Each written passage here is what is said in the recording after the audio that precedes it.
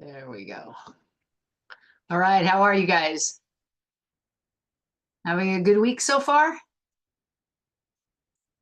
Reached the halfway point in the week. That's kind of nice. And we are past the halfway point in the semester already. That's pretty crazy. Anybody have any questions for me? Oh, Savannah, look at your kitty cat. Awesome. All right. Let me know if you cannot see my presentation there.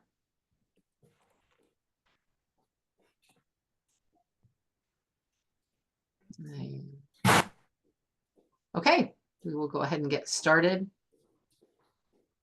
I'm not sure. Okay, make sure that you're muted, everybody. All right, just a heads up in case you haven't seen it, we are having a skeletal system model contest. So the winner will get a $10 Amazon gift card from me. And you, in order to be eligible for the contest and that gift card, you have to upload your picture of your model by Sunday, November 3rd. So I will open voting the next day, one day only. Monday, November 1st is voting. If by chance you really want to vote and you're not going to be around, let me know and I can figure out a way to get that to you. All right, so remember, in order to be eligible, you have to upload a picture, not a link to a picture. And your picture has to be clear enough that other people can see it. So please go back to the image. Make sure it looks the way you want it to look. If it's giant, nobody can really see it very well. And if it's tiny, it's hard to see. So you can resize it just by grabbing the corner and dragging it down. Click on the corner and drag. You guys probably all know how to do that already, but I want to make sure that you that the picture looks the way you want it to look. All right. Any questions about the contest? It's more fun if we have more contestants, right? More people who are participating. So it would be great if you guys could all have that done and be able to post that by November 3rd. All right. Lane, you asked, Lane's here, right? Yeah, Lane, is Lane here? Lane's not here. Well, hopefully Lane will watch this on the video because Lane was asking about nosebleeds last week. She said that she got nosebleeds while sleeping, and I did a little bit of research on it. And the name for nosebleeds is epistaxis. Now, nosebleeds during sleep are more uncommon than nosebleeds when you're awake, but there's a couple things that can cause them. Dry air is a big one. Irritation, especially in the wintertime, having dry air that you're breathing can dry out your nasal membranes, and that makes them more likely to crack and bleed when they crack. Allergies can be a cause of nosebleeds. Being exposed to things that irritate your nasal passages, things like smoke or dust or strong chemicals, can cause an irritation in the lining of the nose. Sometimes people will accidentally hit their nose or scratch their nose while they're sleeping, sometimes even turning over. Children in particular, without even knowing it, may pick their nose while they're asleep, and that can cause a nosebleed. Yeah, getting a humidifier is one of the possible solutions to that.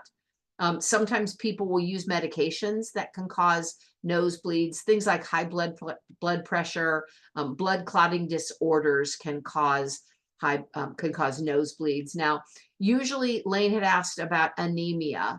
Usually anemia itself doesn't lead to nosebleeds, but it can be related to other conditions like chronic blood loss. If you lose a lot of blood, you can have anemia as well as nosebleeds. That does not mean that the anemia causes the nosebleeds. It means they happen at the same time. And there's a couple of other diseases like that that sometimes go along with nosebleeds, but the anemia itself is usually not a direct cause of the nosebleeds. All right. And let's see, Vita, you're here. Yep, Vita, you asked about flat feet. So flat feet are sometimes called fallen arches. Pes planus is what they're called officially. This happens when the arch that is normally in the foot, this arch right here, that's normally there, is either not there from birth or can collapse. Now, it's much more common for it to be genetic, to be something that's there, that really just you never develop that arch. There's several reasons for it. The main one is genetics. If a close family member has flat feet, it's much more likely that someone will also in the family will also have that. You can also have weak arches or arches that don't develop during childhood, and that can sometimes lead to lifelong flat feet. Injuries like a break, a fracture in the bone, a damage to a tendon can cause the feet to flatten out over time.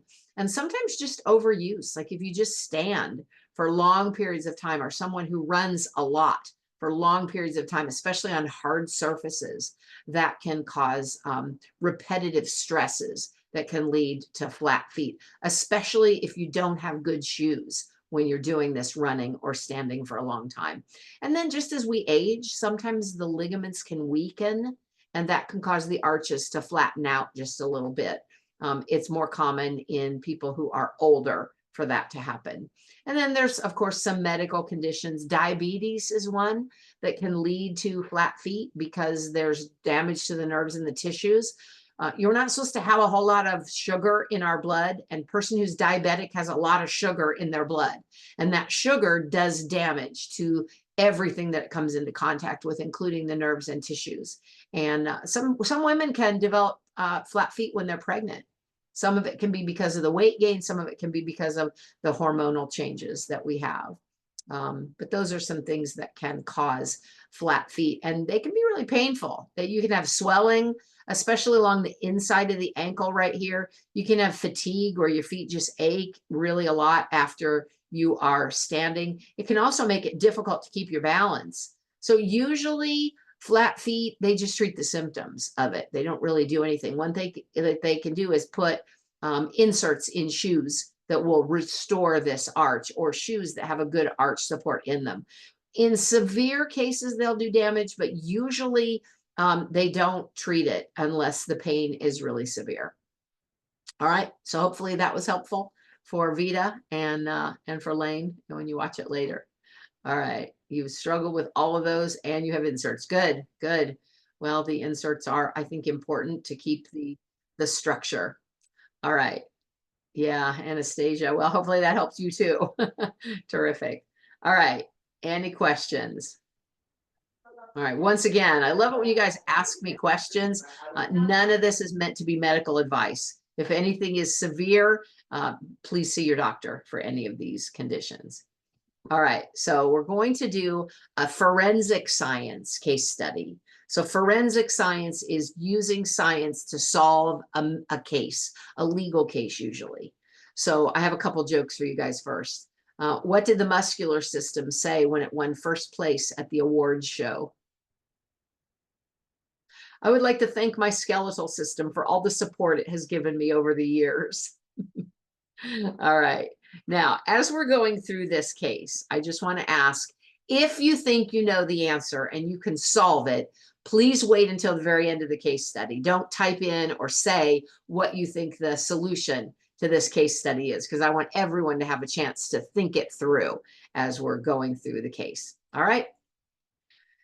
Professor Thomas McCune was a 40-year-old forensic anthropologist who specialized in skeletonized human remains. Before returning to his home state of Massachusetts, he had worked on high-profile cases in Washington, D.C. Now he taught osteology and anthropology at a small university and spent summers leading anthropological digs in Mexico. All right, what is osteology? He teaches it. What is it? What do I mean by osteology? Yeah, the study of bones. Osteo refers to bones. Ology usually means the study of. So osteology is the study of bones. Anybody know what anthropology is? So anthropology is basically the study of people. Yeah, Anastasia, you got it. It's the study of humans, everything about humans, their behavior, their societies, their culture, both now and in the past. So it's puts a scientific spin on all of that. All right. Now, one day, McCune received a phone call. Tom McCune speaking. Someone found what? Where? Yes, I know the area very well. Don't touch anything. I'll be right over. So winters were usually long and quiet in his hometown, with the ground frozen solid. But in the spring, the thawing earth often revealed something interesting to study. Tom was excited that he had been called to examine an actual crime scene this time. Usually, people just gathered up the bones, put them in a bag or a box, and plunked them down on his desk at the university. So, why do you think that might not be a good idea? Why is it usually not a good idea to just scoop up the bones and give them to an osteologist?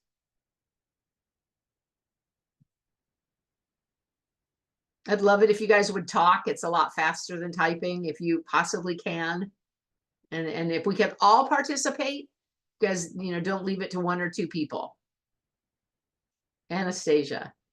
Because it would, like, just by removing it, they'd be introducing all sorts of other things onto it, like Yeah. bacteria or just pollutants and stuff. And then you wouldn't be able to look at it in context and see like how the ground or whatever might give you some clues.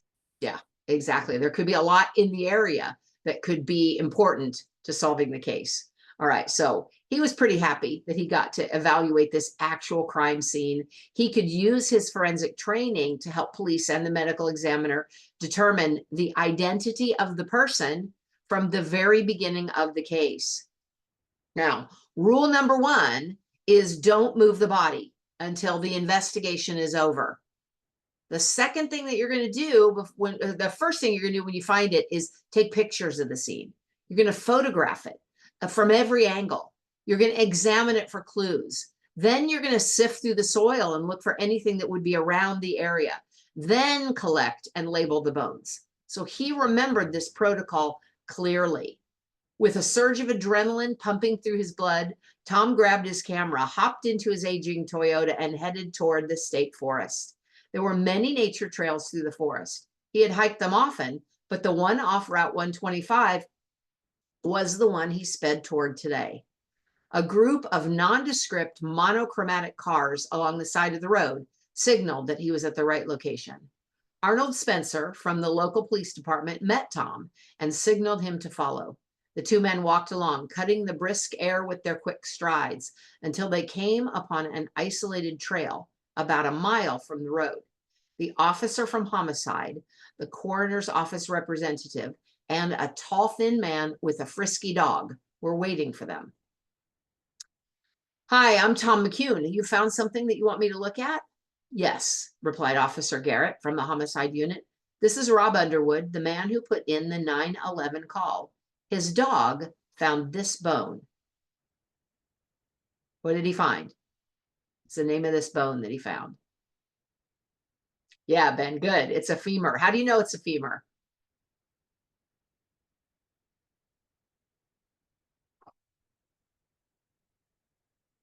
There's one telltale sign. A real easy way to identify a femur. Yeah, the ball joint right here. So it's a ball and socket, and it's a very large ball compared to the upper arm, which is also a ball and socket, but a very shallow one. So this very large ball is a good way that you can see that is a femur. So here is some femur anatomy right here. So let's review the femur anatomy. The femur is located. Well, you tell me, where is the femur located in the human body? Yeah, it's your thigh bone, top of your leg. Exactly. Anybody know what approximate length the average adult femur is?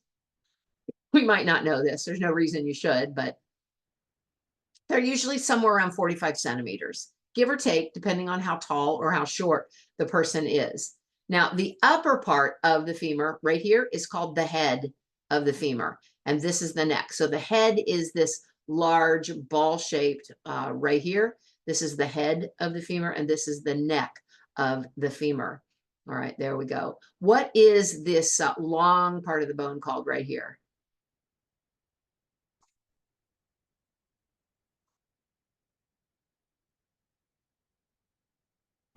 Is that the diaphysis? It is the diaphysis, sometimes called shaft.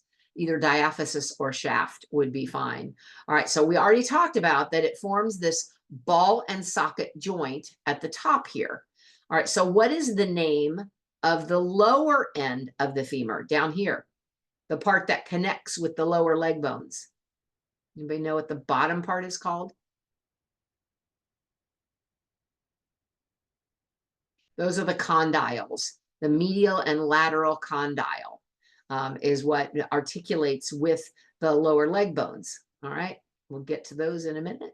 All right, where's the rest of it? Tom asked. Just behind those bushes, Officer Garrett motioned. We've secured the site. Nothing has been touched. We haven't even notified the press yet. We were waiting for you. As Tom parted the bushes, he saw very clearly an area that appeared to be a partially uncovered grave. From a shallow depression in the soft earth protruded some bones. All right, tell me what bones you see.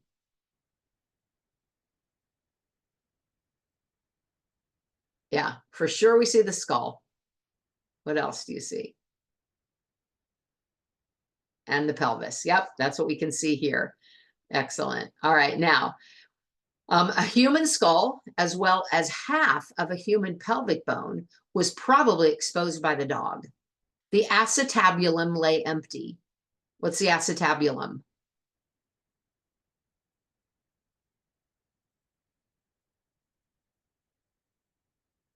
The acetabulum is the part.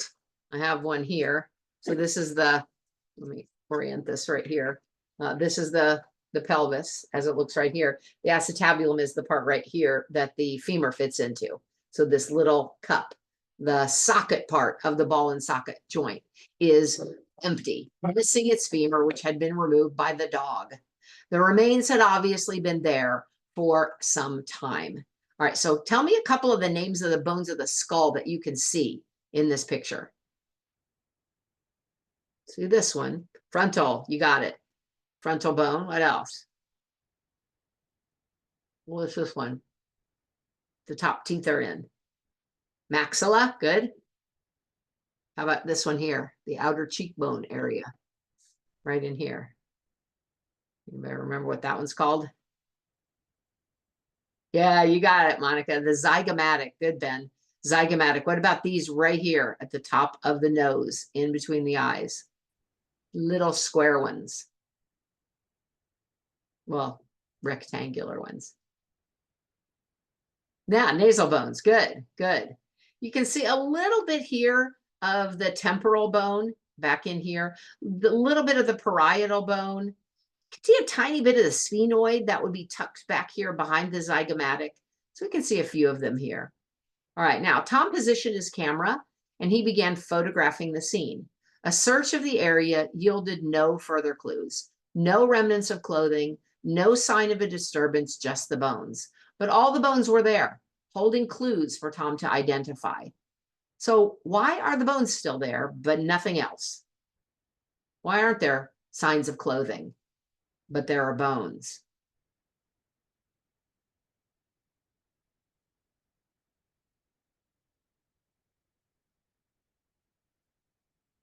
Come on, you guys know this. Yeah, good, Olivia. Everything else decomposed, but the bones didn't. Anybody know why the bones don't decompose? For a very, very, very long time?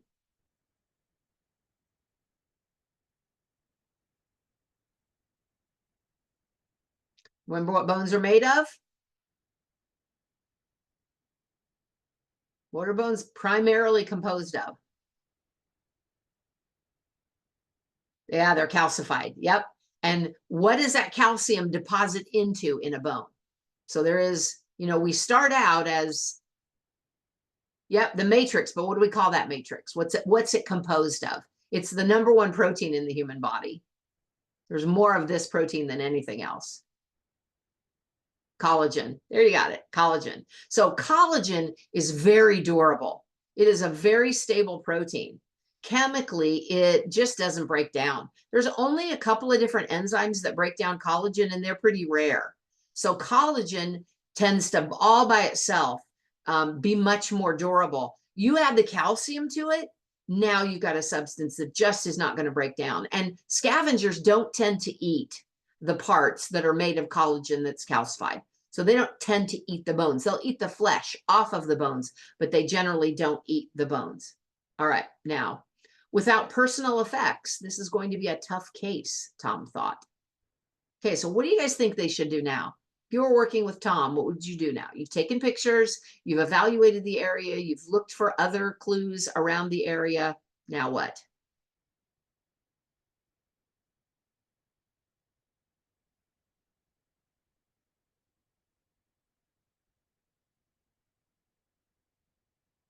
Yeah, DNA would be a good one. It'd be good to take some DNA. Let's assume that we're before the time of DNA, that we only are going to be able to use the bones to identify this person. Or we do the DNA, but it shows no match. Yep, the teeth are still intact. Good question, Savannah. All right, so the next thing we're going to do is now we're going to gather up the bones. We're going to collect them. We're going to label all of them. Then once they're out of there, we're really going to do a good job sifting through the ground, through the soil, to see if there's any more clues. So we are now going to take this information back to the lab, and we're going to look for things that will tell us the age, the sex, and any signs of trauma that could have happened to our individual.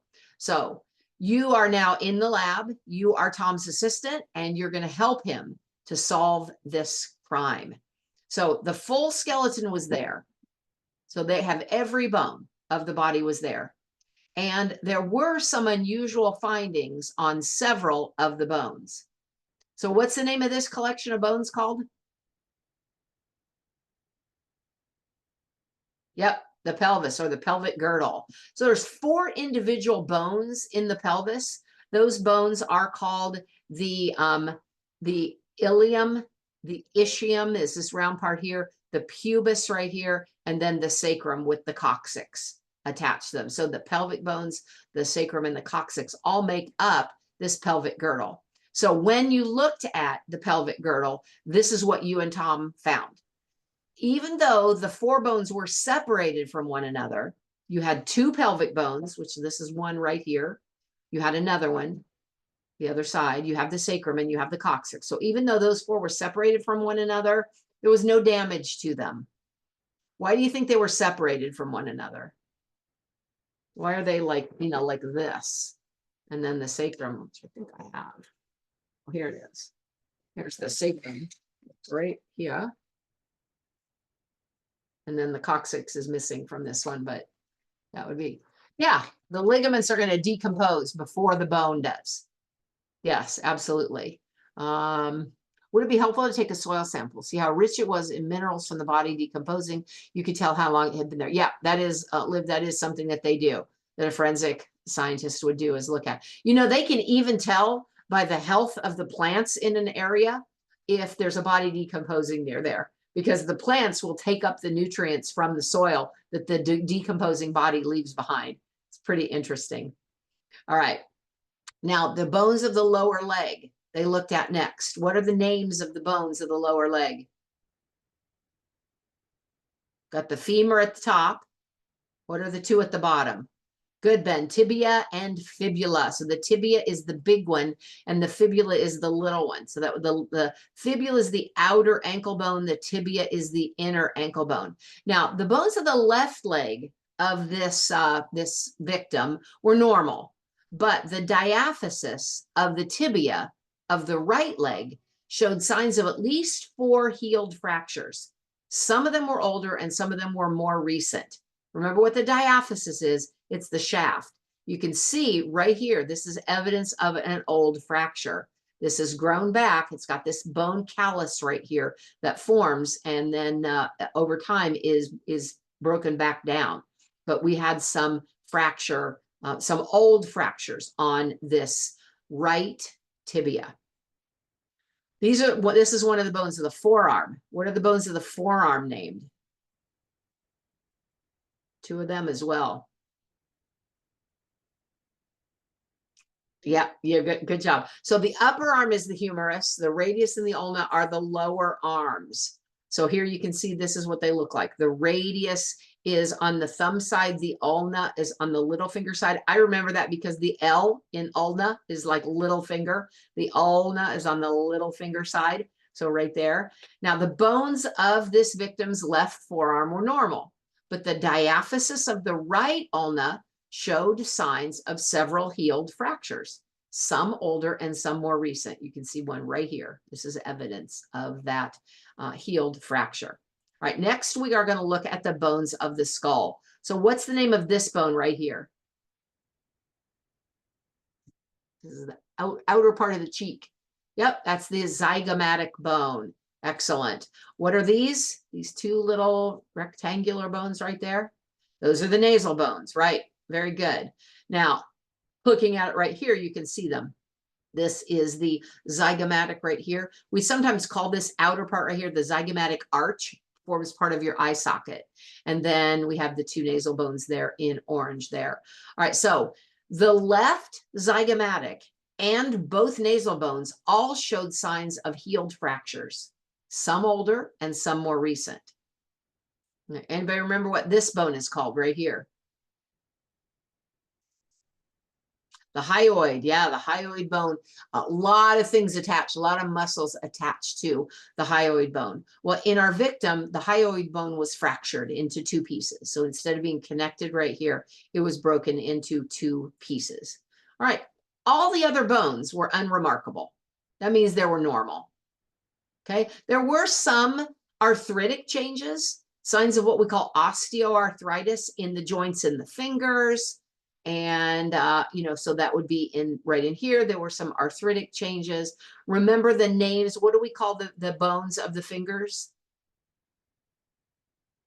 Yeah, phalanges. Interestingly enough, we also call the bones of the toes phalanges. So there's the proximal, that would be the close ones, the proximal phalanges. So there's 1 proximal phalange in the thumb. That's the first proximal phalange, second proximal phalange, third, 4th and 5th proximal phalange. Then in the fingers, there's the first middle phalange, or phalanx, they call it. The first phalanx, the second middle phalanx, third middle phalanx, 4th, and then distal. The thumb has one there too. Notice that the thumb only has 2 phalanges where the fingers all have 4. I'm sorry, 3. All have 3. That'd be fun, wouldn't it have 4? But no, they have 3. All right, so there were some arthritic changes in the bones of the hand. There were also some arthritic changes in the knees. So these bones of the knee, remember the upper bone is called what? The upper bone that is, attached to the knee, part of the knee. What's that called? It's the one the dog found. Yep, the femur. And then at the bottom here, the large one is the tibia, the small one is the fibula. And what's this little kneecap bone called? Yep, that is the patella. Very good. So there were also some arthritic changes in the knee, and there were some arthritic changes in the spine. All right, what are the top 7 bones in the spine called? Cervicals. Yep, what are the middle 12 called? Thoracic. And what are the bottom 5 called? Lumbar. You got it, lumbar. All right. We also have now our skull. There were also some arthritic changes in the spine, and we did see some of the things we talked about before with the skull. So we have here, what's this upper bone called here? Up the top teeth. Now we said it already. Let's say it again. Maxilla. And what's the bottom one called? The only freely movable one in the body. Yep, that is not the body, the skull. Yeah. All right. So all the teeth were there. All the teeth were present in both the maxilla and the mandible, but the right front tooth was an artificial implant. There were dental fillings in some of the molars. All right. Now, your job is to help Tom answer some questions. We're going to answer these questions, and I'm going to put up, and believe it or not, you have the evidence right now to answer these questions. Question number 1, is the skeleton from a male or a female? Question 2, what was the approximate age of the victim at the time of death? And number 3, what was the cause of death? And if the cause of death was murder, who is the most likely suspect? All right, now don't say it yet. Like I said, if you think you know, hold your thought, but you have enough information right now. So a couple of things that we need to know. A couple of these we might have to look up. All right, let's look at this one. Osteoarthritis is the degradation of a joint. When does osteoarthritis begin? Anybody know that? Yeah, usually in the 40s, middle age, we would say. Some people will start developing osteoarthritis a little earlier, some a little bit later, but the 40s, 50s, somewhere in there is a good approximate time. How do male and female pelvises differ? Anybody know?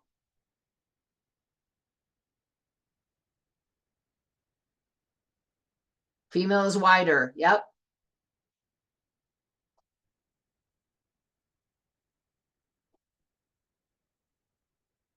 Only after puberty, though. There are some differences even before puberty in male and female, and the shape is slightly different. All right, let's look here and compare. All right, so if we look at the male and the female right there, you can see, let's make it a little bit bigger. There we go. So a woman's pelvis is more shallow. So when I say shallow, I mean front to back right here. From here to here, it's a little shallower, where a male tends to be more like a heart-shaped. So it's a little deeper from the sacrum to the symphysis pubis right here. A woman's pelvis also tends to be wider at the top, and its upper part is spread. So again, if I hold this up right here, so this would be the way it is from, well, let you guys see the front. That would be helpful. From the front like this, as it's positioned like this, a woman's is more this way, more tipped out, where a man's would be more that way. So that's what I mean when I say that it is spread wider. And that provides a larger birth canal for childbirth. So the male pelvis being typically narrower, so it's going to be narrower here this way, and more heart-shaped, gives men better stability. That pelvis shape allows less side-to-side movement when they're walking and running. So men actually have a more efficient forward motion than women do because of the shape of their pelvis. The acetabula right here, here it is in a male, here it is in a female. They tend to be smaller in a woman, and they look more forward. So you can see when you're looking at the front of a female pelvis, you can see more of the opening of the acetabulum. The symphysis pubis, that's this joint right here, it's cartilaginous right there. It's not as deep, and the pubic arch, the arch right underneath here, right underneath here, look at how it's more a U shape, a wider shape, where the male is more of a V shape. The sacrum is shorter and wider in females, and the male sacrum being longer and narrower, so it's longer this way, up and down, but narrower this way, again, makes the male pelvis more stable for activities like running and jumping. All right, so you can see the differences here. This is the one that we found in the woods. Take a look at it.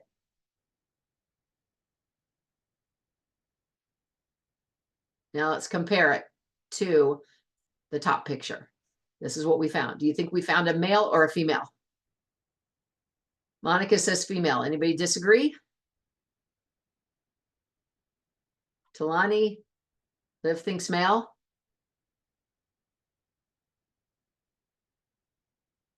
Maybe. Not ready to commit.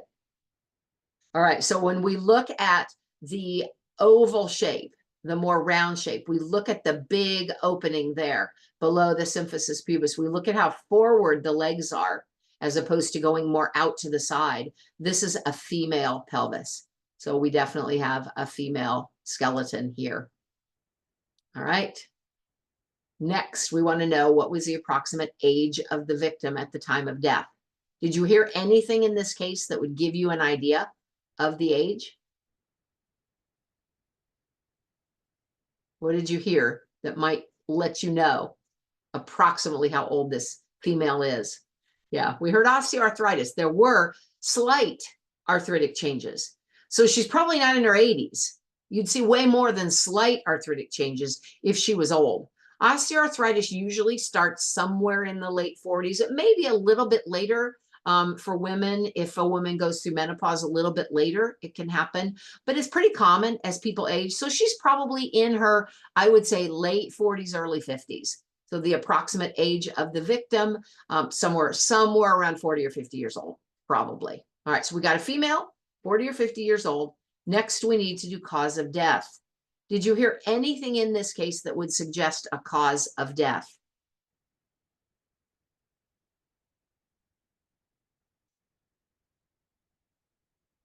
Fractures, yeah. But fractures of the arms and the legs are probably not going to be a cause of death. You usually don't die unless it severs an artery.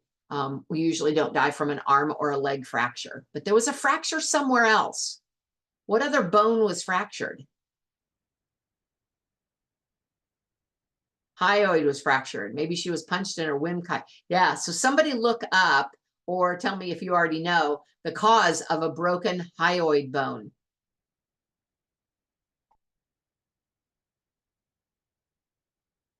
Can anybody do a quick Google search and see the cause of a broken hyoid bone? Hyoid.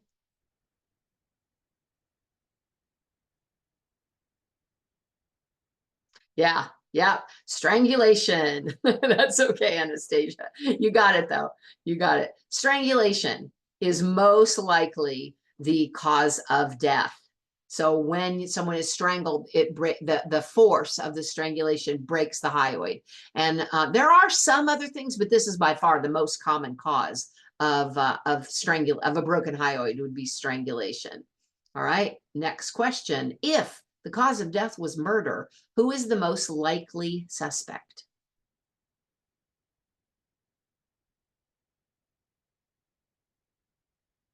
Who are they going to look at first?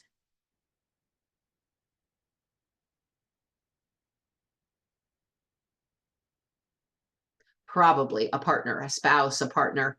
Why? What makes you say that? You're right, Lane, but what makes you say that? Or anybody? Remember what we saw on the arm and the leg bones? Remember what we saw on the face? Fractures. Yeah. Abuse. Yep. Yep. So she's been hit before. Absolutely. Signs of abuse. Yeah. There were extensive old injuries to the bones, 4 or more to the bottom leg bone, several to the right arm, which would indicate someone was putting up their right arm to shield themselves from a blow, and several to the face. So most likely we're going to be looking at a partner here. Yeah. Now, the next thing that we're going to do is, somebody said at the beginning, dental records. That's the next thing we're going to do. We're going to try to go to dental records, try to do some DNA, try to identify the person. But look how much we got just from the bones. We were able to determine the age, the sex, the probable cause of death, and the likely suspect just from looking at the bones with no other clues at all. Excellent job. All right. Anybody have any questions? All right, good job solving that case. All right, I want to talk about this for a bit. Anybody know what this word means? Palpation. Anybody know what it means to palpate something?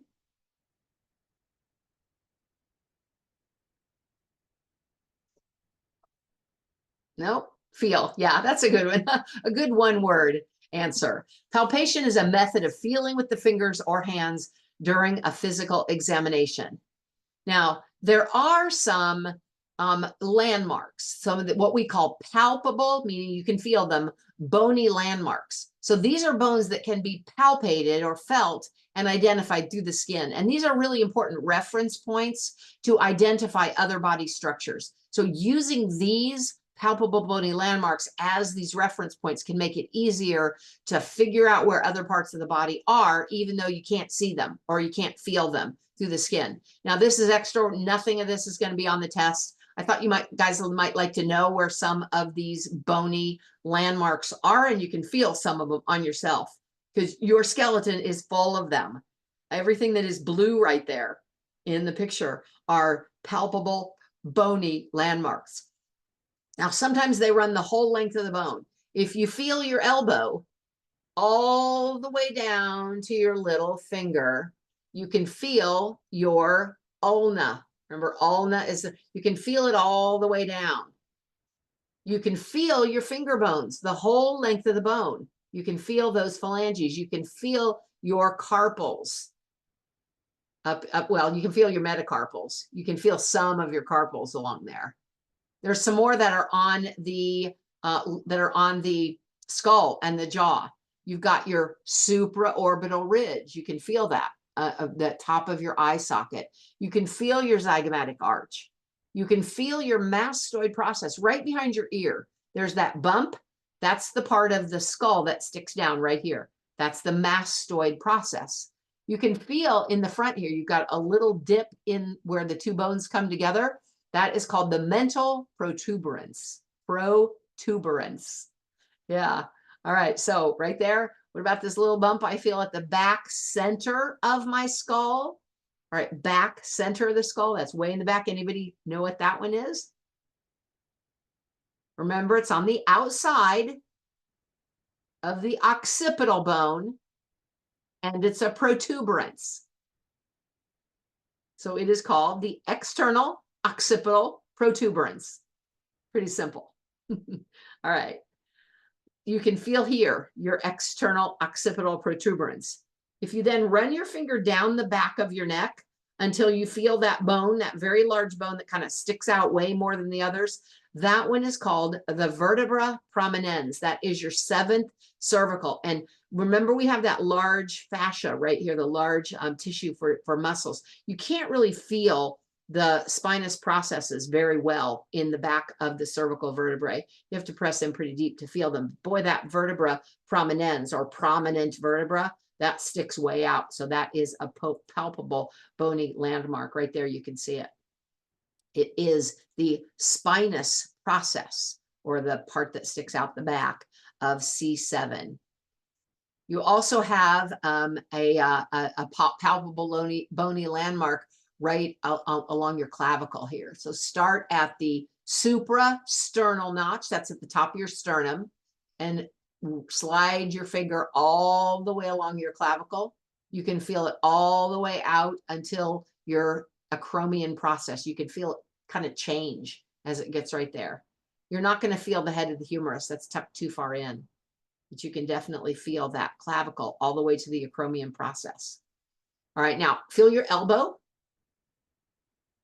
Now, medial and lateral to your elbow, you have those epicondyles, medial and lateral epicondyles. This is pretty cool. I have an arm bone. Guys, this is a real human arm bone. You want to know where I got this? The reason I can tell it's human, plastic ones are solid. The human ones, I can actually see the cancellous bone, the spongy bone on the inside there. That doesn't happen if you're looking at a plastic one that's made. I got this at a yard sale. There was a science teacher was retiring and was getting rid of all his stuff. And I got so much stuff from him. Now I've had it for probably 30 years. And over the years, some of the pieces have gone missing, like the middle finger there. But what I want to show you here is how the bones are in anatomical position. So right here, we have the little finger, and this is the anatomical position with the thumb. The anatomical position would be the thumb hanging down.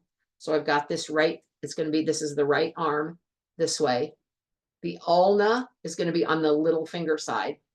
Now, if you take your own and you hold it out like this and you turn it over, now the ulna isn't on the little finger side anymore. Take your hand and run it up and you will feel that it actually turns. So look at how this crosses over. So here we have an anatomical position. When I turn this hand over, look at how those bones cross. Now the ulna, see that, how they cross over one another? That structure gives us that ability to turn our hand this way. We can't do that with our legs. We can't do that kind of turn with our legs, to turn your big toe until it's on the outside. We can do that with our arms, and that's pretty cool. So you can feel the olecranon process. That is the point of your elbow right there. Is where you can feel that that ulna. And when you get bursitis, that is on the olecranon process. It's a swelling there, kind of painful. You can also probably feel the bottom of your arm bones. So remember, the ulna is on the little finger side. Always, it doesn't change position at the bottom. It's at the top that it crosses over. So you're always going to feel your ulna on the little finger side. And that right there, the bottom of the arm bone is called, of the ulna, is called the head. That's called the head of the ulna, right in here. And you might be able to feel your styloid process of your radius and your ulna all the way on the very outside of both. You might be able to feel those. Okay. Right in here. Here's another one. The head of the ulna is on the distal end of the ulna, inferior or below the elbow joint. All right, now let's look at the pelvic girdle. So when you put your hands on your hips, your hands are not actually on your hips. That's not your hip. Remember, the hip is where the head of the femur makes a joint with your hip joint, with your acetabulum. So right here, this is actually your hip. When you put your hands on what we call the hip, you're actually putting them on your iliac crest right there. Now, sometimes the ones that are in purple will be palpable, but not always. It really depends a lot on, you know, whether you're male or female and how much muscle you have overlying and tissue you have overlying these areas right here. But you might be able to feel your iliac crest. You might be able to feel the spinous processes of your lumbar vertebrae and your sacrum. You might be able to feel this ischial tuberosity. When you're sitting down, this is what the weight's on. You're putting all your weight on these ischial tuberosities. If your butt feels kind of sore when you've been sitting for a long time, that's because you've been sitting too long on these right here. Yep. So get up about every half an hour, maximum hour. Get up and walk around for a lot of reasons. We'll talk about the reasons not to sit too long in a future class. You might also be able to feel your greater trochanter. This is much more, usually much deeper. It's not usually able to be felt by a person. But if you have, you know, especially tipped out trochanters, males, because their pelvis tips their legs out a little bit more, where females are more a little more forward, males are more likely to be able to feel that. And if you're very, very thin, you may be able to feel that greater trochanter. All right, now let's move down to the knee. So here we have the knee. This is the upper leg up here, the lower part of the leg right here. This is the femur, right? Or I'm sorry, the patella right here. So there's all the muscles. Look at all the muscles, the ligaments that support the knee. So many. All right, what we're looking at here is a view of the knee from the side in an X-ray. So this is bent and this one is straight right here. So here you have your femur, you have your tibia and your fibula, and you have your patella right there. Now here are some of the things that you might be able to feel on your knee. There's a lot of them. A lot of these bony landmarks of the knee. Not all of them are palpable in every person, but they may be. So you certainly are going to be able to feel your patella. And if you straighten your leg a little bit, does the patella protect the bones behind it? Protect. Well, I mean, it provides support for all the ligaments and the muscles. So in that way, it is going to provide a little protection. Like, and if I guess if you bang into it, that's going to break before the femur does. If you break your patella, it's going to protect. So I would say yes, limited protection. Yep. Okay, so you definitely can feel your patella. If you have your knee straight but not locked straight, you can move your kneecap around. You can feel that the patella actually will move. You can move it up and down. You can move it a little bit sideways. That is, and that you might, if you go a little bit out from your patella, you might be able to feel the medial. Remember, that'd be toward the middle part of the body. Epicondyle is this wide part of the femur, and this would be the lateral epicondyle. That's on the outside. You certainly can feel this intercondylar eminence. That's where your tibia, the bottom leg bone, sticks out in the front. And you can feel that where it kind of, you know, if you dig in under your patella, you'll feel that bump come out right there. You may or may not be able to, you probably should feel your tibia all the way down. You can feel your tibia as it goes all the way down to the foot. The fibula, that's a little more tucked in, so you may not be able to feel that one.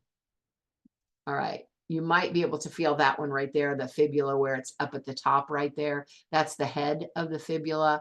And of course, you certainly should be able to feel your malleoli. So you have a lateral one on the outside, that's your outer ankle. And then your medial is going to be on the inside. So those are both medial. Malleolus is one. Malleoli is more than one. And let me see here what we want to do next. All right, so I'm going to pull up this right here. This is a little game, and we're just going to spend the last couple minutes here looking at the, hold on a second. I've got to pull it up. You guys are going to tell me what the bones are and where we put them. Okay, I'm going to drag this in.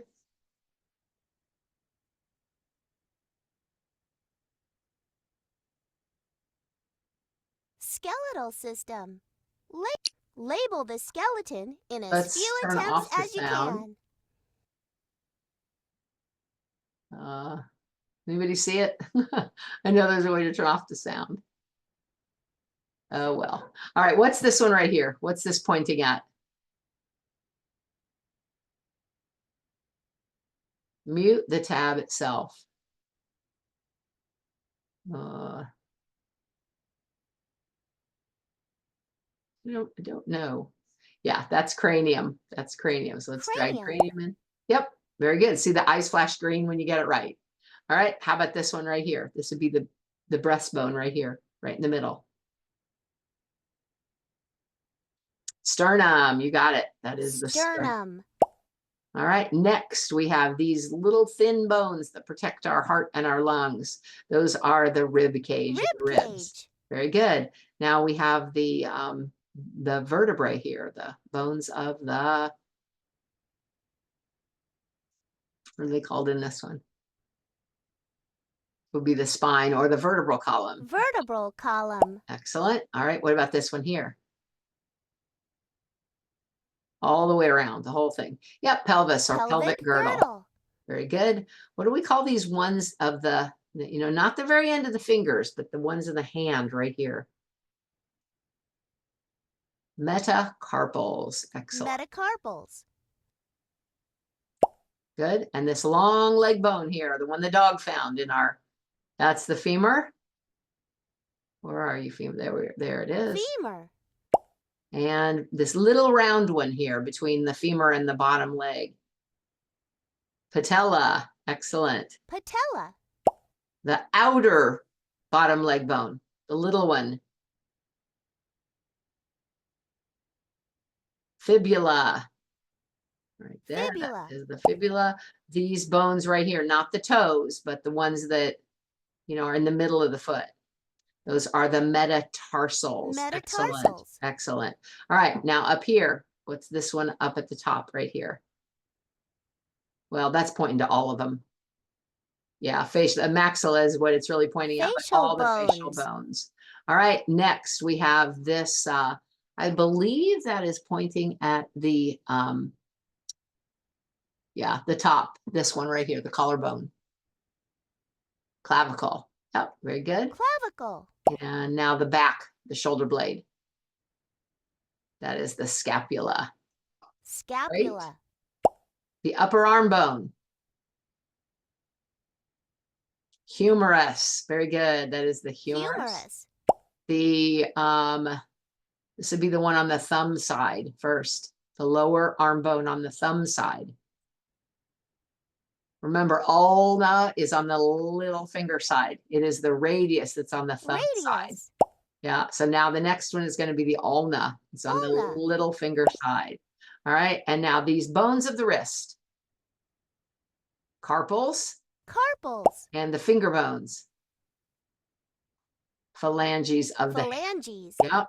The large bone in the bottom leg. Tibia. Tibia. And these would be the bones of the ankle.